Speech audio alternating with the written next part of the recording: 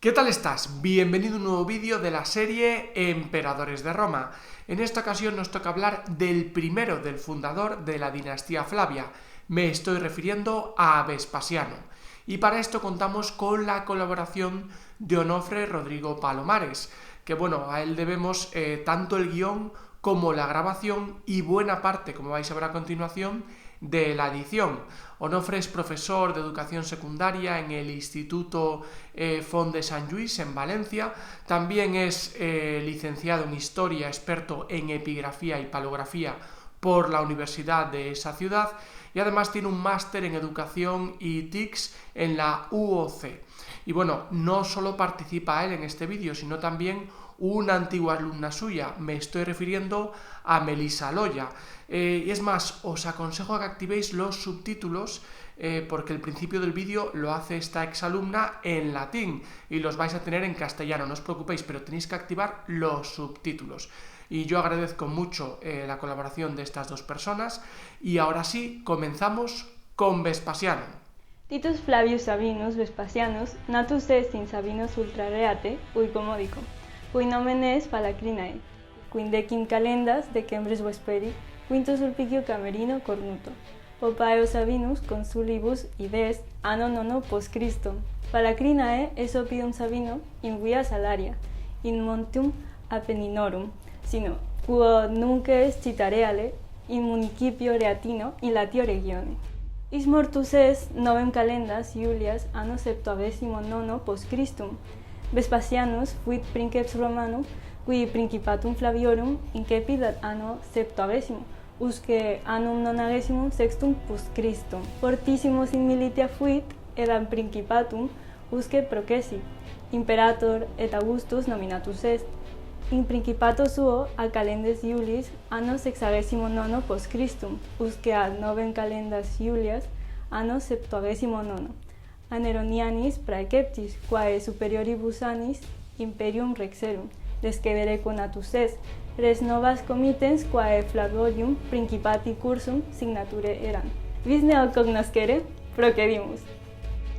La deposición por parte del Senado y el posterior suicidio de Nerón en junio del 68 cerró el régimen de delaciones y represalias neroniano sin resolver una cuestión, el de la sucesión dinástica, abriendo así un año de enfrentamientos civiles denominado como el Año de los Cuatro Emperadores. Pronto la vía política y diplomática dejó paso a la vía militar, descubriéndose así en el imperio lo que Tácito afirmó como arcana imperi o secreto de poder.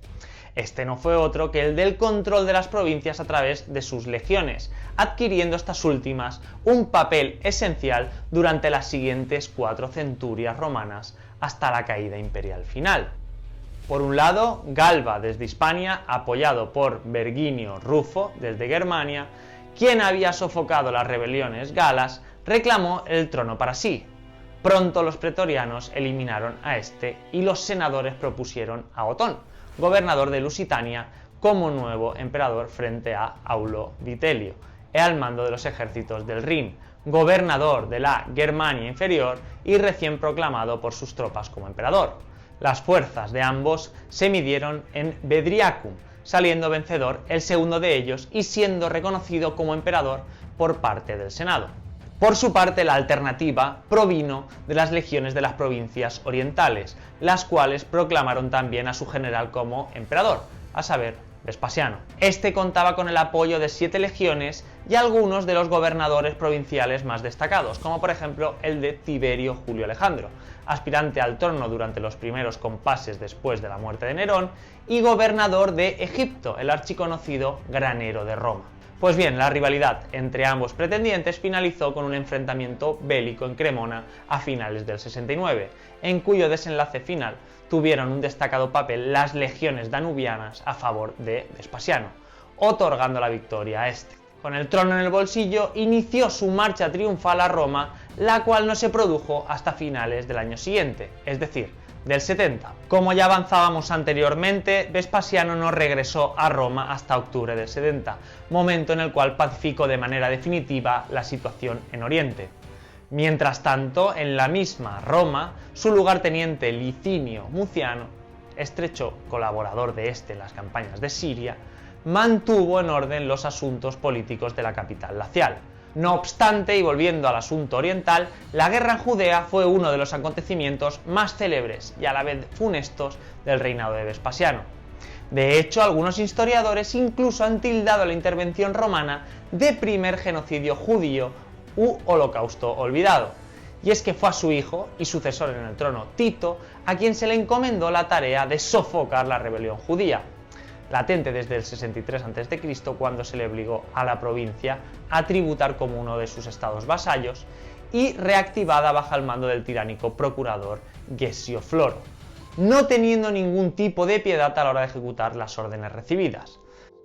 A tal efecto, la masacre contó con el asedio durante 3 largos meses de Jerusalén a base de piedras y dardos de más de 45 kilogramos, hasta que las legiones alcanzaron el corazón de la ciudad, destruyendo incluso su templo, según apuntan las fuentes, ordenado por el propio Tito. En una urbe que contaba con una población prácticamente de 1 millón de habitantes, cifra extraordinaria para la época, los combates se saldaron con más de 2.000 muertes y un total de 97.000 judíos reclutados como esclavos para diferentes menesteres, de los cuales alguno de ellos nos referiremos más tarde. Políticamente, Tito impuso un tributo especial a la región, el Fiscus Judaicus, suprimió sus cultos y prohibió sus tradiciones, lo que se tradujo en más tensiones como la resistencia de la fortaleza de Masada hasta el 73, la cual acabó con un suicidio masivo judío antes que la rendición a los romanos. En definitiva, la cuenta se saldó con miles de muertos, ventas de esclavos, víctimas para el anfiteatro y un cuadro tétrico, como apunta el historiador Gonzalo Bravo, que todavía hoy en día se conmemora. Tal y como ya comentábamos, Vespasiano acometió una profunda política reformista cuando asumió durante todo su reinado la condición de imperator. Simultáneamente ejerció el consulado, acompañado siempre de su vástago Tito, de manera ininterrumpida. Así pues, sus reformas político-sociales se encaminaron a la apertura a la sociedad de las provincias romanas, motivo por el cual inició una intensa remodelación del Senado que se tradujo en la introducción de jefes militares de origen itálico en este. Además, otorgó la condición de patricias a muchas familias de las élites provinciales. Del mismo modo, concedió la ciudadanía romana a un nutrido grupo de individuos de origen oriental a nivel general y a todos los hispanos, ius lati en particular. Algunas de estas reformas provocaron el descontento de la nobilitas romana, cerciorada a compartir sus privilegios con la nueva aristocracia itálica y provincial. A propósito de la política económica, la precaria situación de las arcas del Estado tras los años de desmanes neronianos y las cruentas guerras civiles provocaron la adopción de una serie de medidas con el objetivo de paliar el desastre financiero. Por un lado, se acometió un programa de reconstrucción de ciudades, vías y equipamientos dañados a causa de los ya señalados enfrentamientos civiles, cifrado por algunos historiadores en 400 millones de sestercios, sufragado en buena medida por la restitución de la fiscalidad indirecta encarnada en uno de los impuestos más antiguos de la civilización, a saber los vectigalia. Eran tributos indirectos que gravaban las mercancías, los minerales o las herencias a todas las provincias imperiales. También debemos hacernos eco de la Lex Manciana, de la cual beberán posteriormente Trajano y Adriano, a través de la cual se aplicaba al colonato privado en África una tributación especial sobre la tierra. Por otro lado, jurídicamente hablando, Vespasiano puso en marcha la reintegración en la propiedad pública imperial los bienes familiares privados de los Julio Claudios, con el claro objetivo de recuperar el patrimonium. Sin lugar a dudas y siguiendo a Suetonio, Vespasiano demostró ser un excelente administrador, sin embargo su avidez por el dinero fue su mayor defecto. Finalmente, a nivel cultural, el lacial tendió a eliminar cualquier vestigio del neronianismo y, a tal efecto, expulsó a muchos intelectuales y hombres de ciencias y letras de orígenes helénicos, asiáticos u orientales. Al contrario, debemos atribuirle la proyección y construcción finalizada por Tito en el 80 del Coliseo o Teatro Flavio, uno de los monumentos más simbólicos del mundo antiguo y que, en un principio, albergó numerosos juegos y espectáculos para alimentar la sed de ocio de la plebe. Como contrapunto, en la edificación de este y retrotrayéndonos a lo que comentábamos anteriormente, participaron unos 12.000 esclavos judíos presos después del sitio de Jerusalén. Como epílogo, la repentina muerte a causa de una infección de Vespasiano en junio del 79, justo 2 meses antes de la catástrofe del Vesubio que arrasó Herculano y Pompeya, dejó como sucesor a su hijo y hasta la fecha corregente Tito. Nos encontramos, pues, ante el inicio de una corta pero muy prolífica dinastía que modificó las bases y estructuras del imperio en un efímero lapso de tiempo. Finalmente, me gustaría agradecer a Elena Garrido, profesora del Departamento de Clásicas del IES Font de Sant Lluís de Valencia, su desinteresada y valiosa colaboración en la reversión del texto original castellano al latín, de los aspectos biográficos del emperador, junto a la valiente participación en el vídeo de mi alumna de Historia de España, Melissa Loya, actualmente estudiante de periodismo, que se ha atrevido a pronunciar estas palabras en latín. Pues finalizado el vídeo, reitero mi agradecimiento a Onofre y a Melissa, y a vosotros emplazo al siguiente vídeo. A los que estáis semana tras semana viendo esta serie de emperadores, os informo que el siguiente, lógicamente, es uno de los hijos de Vespasiano, Tito. Sin embargo, pues por diversas cuestiones, otras ocupaciones, me voy a tomar un ligero descanso y la semana que viene no tendremos emperador y la siguiente tampoco.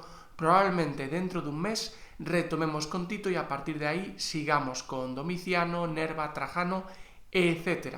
Por tanto, si habéis perdido un poco el hilo de por dónde va esta serie de emperadores, os dejo un mes para recuperarlo y si no, pues paciencia que volveremos. Un saludo a todos.